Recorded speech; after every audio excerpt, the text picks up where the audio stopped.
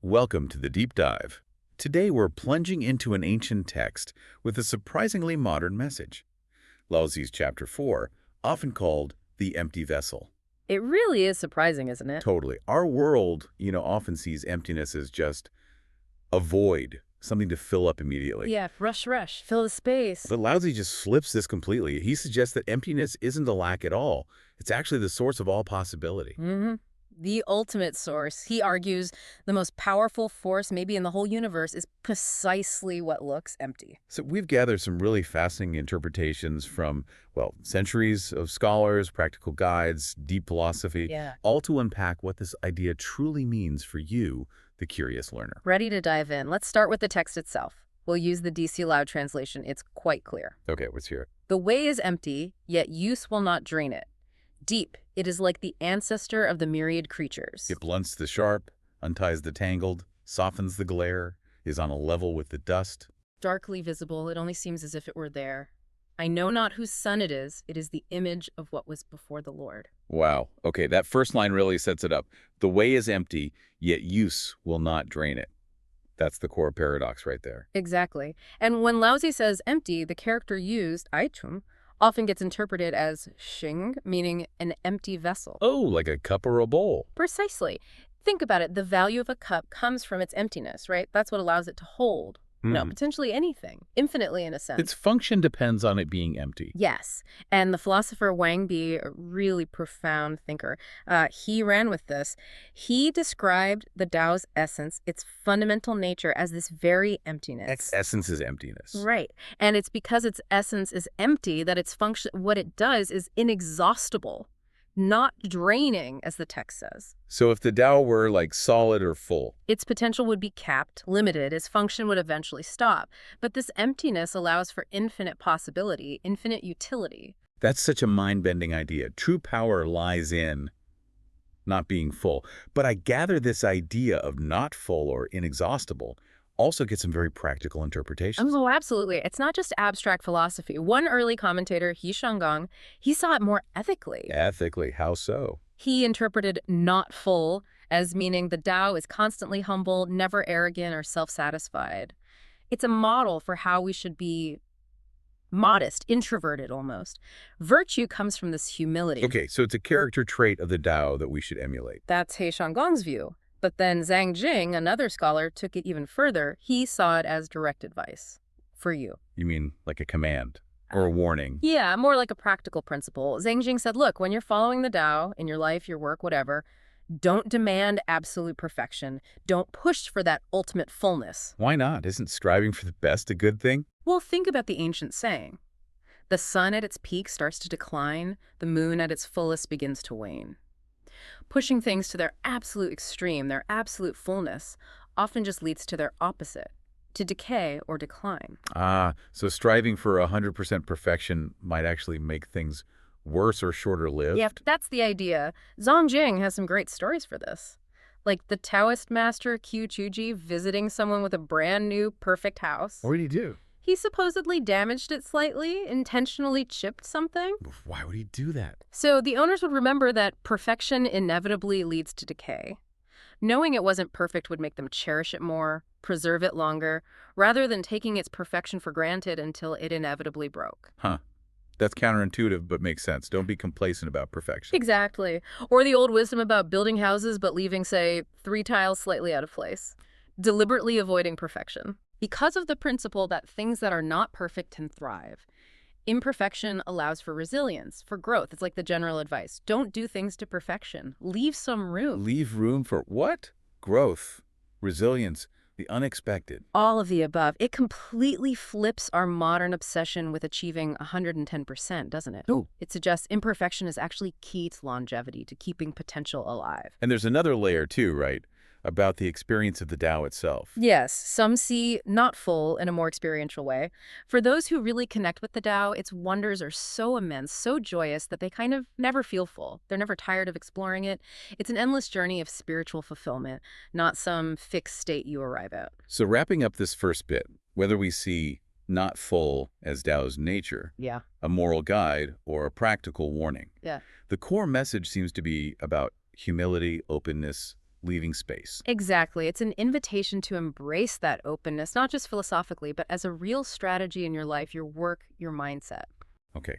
Then the text says, deep. It is like the ancestor of the myriad creatures. Right. Here, Tao is described as Yorn, an abyss, a deep source, and the ultimate Zong, ancestor, origin point from which everything, the myriad creatures, emerges. It's the ultimate source.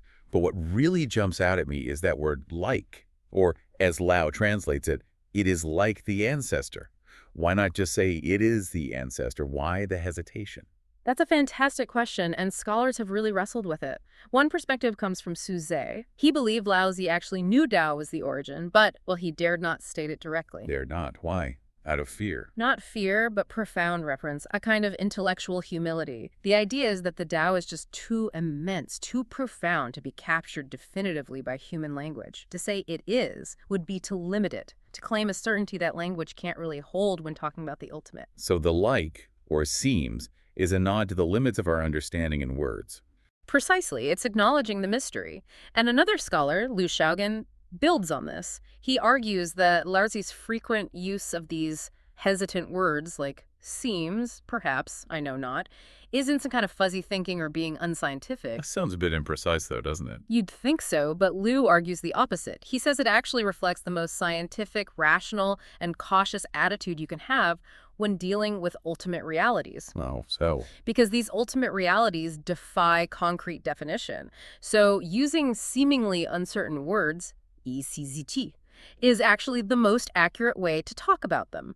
Think about modern cosmology theories about the Big Bang are often presented as models, hypotheses, the best explanation we have now, not absolute, unchanging fact. Yeah, okay. So using words like seems like is actually more precise because it accurately reflects the limits of our knowledge about something so fundamental. Exactly. It avoids false certainty. It reminds you, the listener, that true understanding sometimes means living with the mystery, acknowledging what we don't know. Rather than forcing a neat answer that might be wrong, it's intellectual honesty. That really reframes how we approach big questions. Okay, next up are those famous lines describing how the Tao functions, or maybe how a wise person acts. It blunts the sharp, unties the tangled, softens the glare, is on a level with the dust. Yes, the classic Heguang Tongchen, which translates roughly as harmonizing brilliance mixing with dust. It's incredibly rich. Now, before we unpack the meaning, I know there's a bit of a textual puzzle here. Some scholars think these lines might be repeated from another chapter. That's right, there's a debate. Some, like Chen Gaiying, suggest these 4 lines might be a textual error, a misplaced repetition from chapter 56, arguing chapter 4 flows better without them. Interesting, but others disagree. Yes. Liu Shaogan points out that while later versions show exact repetition, the older Silk Scroll texts actually have variations in phrasing and order between chapter 4 and chapter 56. For him, this isn't just a copy-paste error. What is it then? He calls it a reappearance of an idea. Laozi is deliberately bringing back a core concept, maybe tweaking it slightly. It shows how these ideas were central and how texts evolved. But for us now, the wisdom itself is the key thing. Okay, so let's get into that wisdom. Heguang Tongchen, harmonizing brilliance, mixing with dust. How have people understood this? Well, back to He Shengong, he saw it very directly as behavioral rules for us. Like a how-to guide. Pretty much. Blunt the sharp meant curb your ambition, don't be aggressive. Untie the tangled meant resolve conflicts and hatreds, ideally through non-action. Wu wei. Soften the glare, this is interesting, meant hide your wisdom. Don't show off your insights. Hide your light under a bushel, basically. Kind of. And level with the dust meant don't be aloof, mingle with ordinary people, be grounded. Very practical, but maybe a bit simplistic. Some found it so. Su Zhi, for example, saw it as a much deeper, multi-layered process, a kind of heart map for inner cultivation. Okay, tell me more about this heart map. For Su Zhi, it starts internally. You blunt the sharp edges of your own ego to prevent arrogance. You untie the tangled knots within yourself to avoid getting caught up in external dramas. So internal work first. Yes. Then, as your inner wisdom, your glare, or esgrong, starts to emerge, you have to consciously soften or harmonize it. Why? Shouldn't you use your wisdom? You should, but Su Zhi warns against a new kind of spiritual pride. Softening the glare prevents you from thinking, I've attained something, I'm different, I'm better than others. It stops wisdom from becoming another form of ego or isolation. That's subtle and crucial. What about level with the dust? That's the final step. After cultivating inner wisdom and tempering its glare, you must return to the ordinary world. Mix with the dust. Don't float off into some pure, detached state. True attainment, for Suji, leads back to connection, not away from it. Wow, that's a really powerful arc. Purification, attainment, integration, not separation. Exactly. And then Zhang Jing brings it back to earth again, seeing Heguang Tongchen as a very pragmatic self-preservation principle. Self-preservation, like how to survive. Especially in difficult or dangerous situations, he gives this vivid example of Jizhi, a wise minister under the notoriously tyrannical King Zhu of Shang. Okay. The story goes that the king and his whole court got so drunk they completely lost track of time, utter chaos. Jizhi, however, was sober and fully aware of what was happening. So what did he do? Try to restore order? No, he pretended to be just as drunk and clueless as everyone else. Why? His reasoning, supposedly, was, if the whole country is ignorant and I alone know the truth, I am in danger.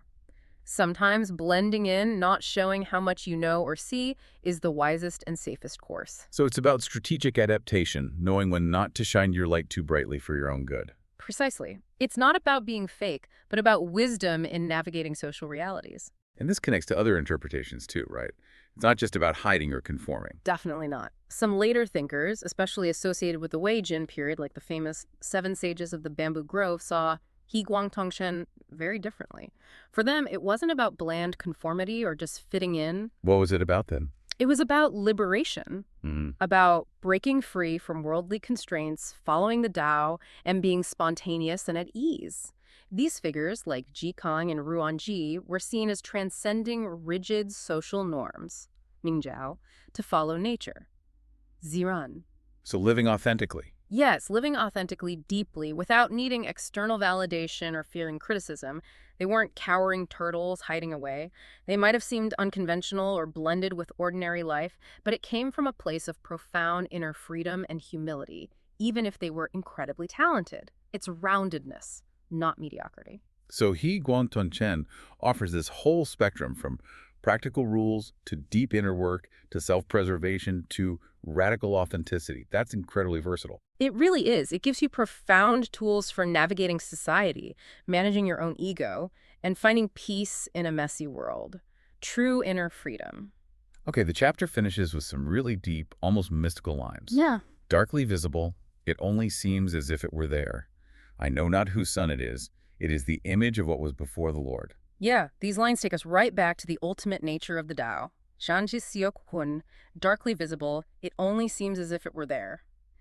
It describes the Tao as tranquil, subtle, profound, existing in a way that's barely perceptible. Like it's almost not there, but it is. Exactly. Seems illusory, but it's real. Seems absent, but it truly exists. It's that subtle power again. And I know not whose son it is. We touched on this not knowing before. Yes, Laozi is upfront. He doesn't know its origin, which powerfully emphasizes that the Tao is the origin. It's self-generating, self-existing. It wasn't created by anything else. It simply is unconditioned existence. Okay, and then the final line. It is the image of what was before the Lord. Yeah. Shang Di Xian. This feels revolutionary. The Lord, Di, was the supreme deity, the heavenly emperor figure at the time. It was revolutionary, absolutely monumental. As Qing Rang puts it, right here, Laozi basically shattered the theory of divine creation. How so? By placing the Tao, this abstract natural principle, before the personified supreme god figure, lord, or emperor, Laozi fundamentally shifts the basis of reality. It's no longer based on a divine will or personality. But on an underlying natural order. Precisely. It moves the understanding of the universe from theology to philosophy, from a God-centric view to a principle-centric one. Zhang Jing called this ahead of its time, and he was right. And the word before sign can also mean ancestor. Yes, Lu Xiaogan points that out too. Tao is like the ancestor of the heavenly emperor. This further removes any sense of will, purpose, or emotion from the ultimate source of creation. The Tao doesn't decide to create, it just naturally gives rise to things. This impersonal nature of the Tao, how does it stack up against, say, the Western concept of God? That's a great comparative question. Lu Xiaogan actually explored this in depth. He saw similarities, definitely. Well, both Tao and the traditional Western God are often described as singular, pure, eternal, absolute, transcendent, ultimately unknowable or ineffable. Right. Described through analogy or negation, God is not this, God is like that. Exactly. And both concepts have generated endless commentary and interpretation across different cultures, so there are parallels in how we try to talk about them. But the differences are pretty fundamental, aren't they? Absolutely crucial. Unlike the traditional Western God, the Tao is not described as omniscient, omnipotent, personal, or all-loving. And critically, it's not a conscious creator or designer with a plan. It just is. It just is. Lu Xiaogan had this really famous way of putting it. Tao is a God without will, purpose, or emotion, while God is a Tao with will, purpose, and emotion. That's incredibly clear. Tao is God minus personality, God is Tao plus personality. He simplified it even further. God is personified Tao, while Tao is non-personified God. Wow, okay. But Lu also suggests that even without a personal God, there's still a kind of religious sentiment in Laozi. Yes, drawing on the theologian Paul Tillich's idea of ultimate concern. Tillich argued that whatever you are ultimately concerned about is, functionally, your God. Lu suggests that Laozi's profound ultimate concern for the universe's origin, for the best way for humans to live. That deep seeking is itself a form of true religious sentiment. Even without belief in a personal deity. Right. He sees the Tao not as a deity, but as a powerful symbolic language that helps us pursue deeper meaning, to look beyond the superficialities of life. This really does challenge you, the listener, to think about ultimate reality in maybe completely new ways. Moving beyond familiar categories, maybe inviting a different kind of search for meaning. Okay, let's try and pull all these threads together. We've gone deep into the vessel. What are the main takeaways from Chapter 4 that you can apply in your life? Well, first and foremost, I think it's the power of emptiness and broad-mindedness. This core paradox, that real strength, real capacity, comes from not being full, from staying open, humble, receptive. How does that play out practically? Think about your mind being open to new ideas. Think about leadership. A great leader isn't the one who has all the answers and fills all the space, right? They create an empty vessel for their team's ideas to flourish. They don't dominate. Remember that historical example, Cao Cao? His willingness to forgive, to accept people with different paths. That broad-mindedness, that capacity to hold complexity was key to his success compared to rivals who were more rigid or narrow. That's a great leadership point. Create space. Don't be full of your own agenda. And this ties into the second point. Definitely. The wisdom of not fullness. Learning to deliberately leave room, to resist pushing for absolute perfection in everything. Recognizing that things at their extreme turnaround, So in your work, your projects, maybe even your goals, Mhm. don't aim for 110% all the time. Maybe aim for 90% and leave space for adaptation, for resilience, for unforeseen developments. It's a path to sustainability, avoiding burnout or the kind of brittleness that comes with perceived perfection. Remember, innovation often starts with that blank page, the ultimate empty vessel of potential. Okay, number 3. Has to be authentic integration via Heguang Tongchen. Harmonizing brilliance, mixing with dust. Understanding this isn't about being fake or weak or mediocre. What is it then? It's about achieving a profound inner peace and freedom that lets you engage with the world authentically. Without ego constantly needing to be the smartest or brightest in the room, it allows you to navigate tricky social situations with wisdom and grace. Think about listening. Truly, listening requires you to empty yourself of your own planned response, your judgments, right? That's a great connection. Emptying yourself to truly hear another. And being on a level with the dust isn't about debasing yourself. It's about genuine connection, relating to others authentically, fostering real intimacy because you're not holding yourself apart. Powerful. What else? Fourth, intellectual humility. Laozi's own use of hesitant language, that seems like, is a huge lesson. Grappling with deep truths, whether it's the Tao or anything else fundamental, requires humility, not dogma. Be comfortable with nuance, with ambiguity, with the limits of language. It's okay not to have all the answers neatly packaged. It's more than okay. It's probably more accurate. And finally, number 5, seek the deeper order. Laozi's radical move, placing Tao before the Lord, encourages you to look for the underlying natural principles that govern existence. Don't just rely on external authorities or receive dogmas. Inquire into the nature of things for yourself. So that Chapter 4 gives us this incredible picture of a power that's immense because it's empty, gentle, hidden. True strength isn't loud and full. It's open, receptive, humble. The Tao works its magic from this place of profound, creative emptiness. Which leads to a thought for you this week. What empty vessels are there in your own life? Maybe it's an unspoken thought you haven't articulated. Maybe it's 5 unstructured minutes between meetings. Maybe it's literally a blank page or screen. Where might the greatest potential for new creation or understanding be hiding in apparent emptiness? And maybe try that practice we mentioned, the 5 minutes of emptiness. Sometime this week, just find 5 minutes. Sit down. Do nothing. Resist the urge to check your phone, plan the next thing, fill the silence, maybe even put an empty cup in front of you as a reminder. Just notice that urge to fill the space and gently let it pass. See what arises, if anything, from that non-doing. Experience the void's creative power for yourself. Thank you for joining us on this deep dive.